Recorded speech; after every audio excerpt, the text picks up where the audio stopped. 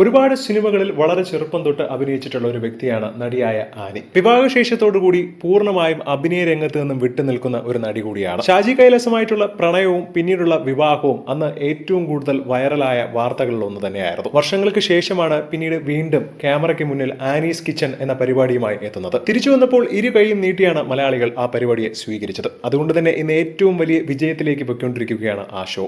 ഈ അടുത്തിടെ നൽകിയ ഒരു അഭിമുഖത്തിൽ ആനിയോട് ഒരു വ്യക്തി ചോദിച്ച ചോദ്യത്തിനും ആനി പറഞ്ഞ മറുപടിയുമാണ് ഇപ്പോൾ ഏറ്റവും കൂടുതൽ ശ്രദ്ധിക്കപ്പെടുന്നത്. എന്തുകൊണ്ടാണ് ഇത്രയും പേർ സിനിമയിലേക്ക് തിരിച്ചു വരുമ്പോൾ ആനി മാത്രം ഒതുങ്ങി നിൽക്കുന്നതെന്നും സിനിമയിൽ എന്തെങ്കിലുമൊക്കെ റോളുകൾ ചെയ്ത് വീണ്ടും തിരികെ വന്നുകൂടെ എന്നായിരുന്നു ചോദ്യം.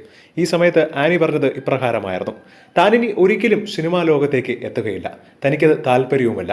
എനിക്കിഷ്ടം എൻ്റെ ഭർത്താവിൻ്റെ ഭാര്യയായി ആ വീട്ടിൽ കഴിയാനാണ്.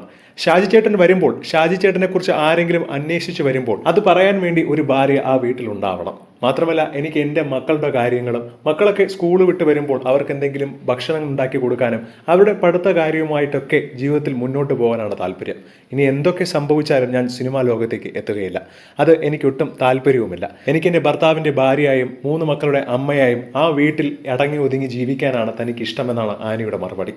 ഇതാണ് സോഷ്യൽ മീഡിയയിൽ അടക്കം ആനിയെ പ്രശംസിച്ചുകൊണ്ട് ഒരുപാട് പേരെത്തുന്നത്. ഇന്ന് പല സ്ത്രീകൾക്കും കയ്യിൽ വരുമാനം കിട്ടിയാൽ ഭർത്താവിനെ പോലും ഉപേക്ഷിക്കുന്ന വ്യക്തികളുണ്ട്. പക്ഷേ ഇതിൻ്റെയൊക്കെ കൂട്ടത്തിൽ ഇത്രയും പ്രഗത്ഭയായ ഒരു നടിയാണ് ഇങ്ങനത്തെ കാര്യം പറയുന്നത്. ഷാജി കൈലാസ് ശരിക്കും ഭാഗ്യം ചെയ്ത വ്യക്തിയാണെന്നും ഇങ്ങനെ ഒരു ഭാര്യയെ കിട്ടാൻ എന്നുള്ള കമന്റുകളാണ് സോഷ്യൽ മീഡിയയിൽ മുഴുവൻ നിറയുന്നത്. എന്താണ് ഇതിനെക്കുറിച്ചുള്ള നിങ്ങളുടെ അഭിപ്രായം എന്ന് താഴെ മറക്കാതെ കമന്റ് ചെയ്യുക. ഒപ്പം ഈ വീഡിയോ മറക്കാതെ ലൈക്ക് ചെയ്ത് സബ്സ്ക്രൈബ് ചെയ്യുക.